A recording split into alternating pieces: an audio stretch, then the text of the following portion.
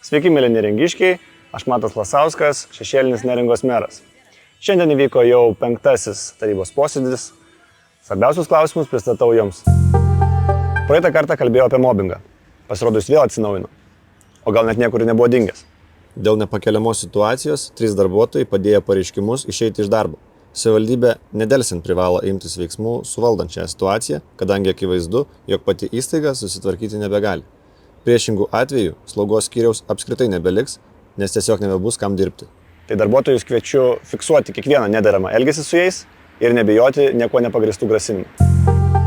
Kaip paaiškinti dar vieną atleidimą įmonėje Paslaugos Neringai, kai dėl neva pasikeitusios įmonės struktūros buvo atleista miesto kraštovaizdžio architektė, taip pat nepritarusi šiltnamio pardavimui.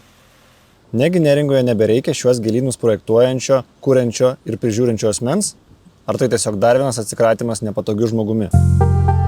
Buvo patvirtintas klasių skaičius Neringos gimnazijoje. Dėl per mažo vaikų skaičiaus šiemet neturėsime nei 11, nei 12 klasės.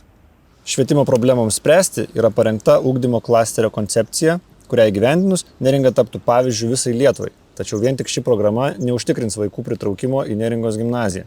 Reikalinga ne tik visapusiška infrastruktūra mokiniams ir jų tėveliams, kad Neringoje būtų gera gyventi, patogu ilsėtis ir dirbti. Bet ir Neringos gyventojai turi šilčiau priimti naujakurius į savo bendruomenę. Kol mes gyventojus skirsime į vietinius ir invazinius, tol mūsų mokyklos suolai bus tušti.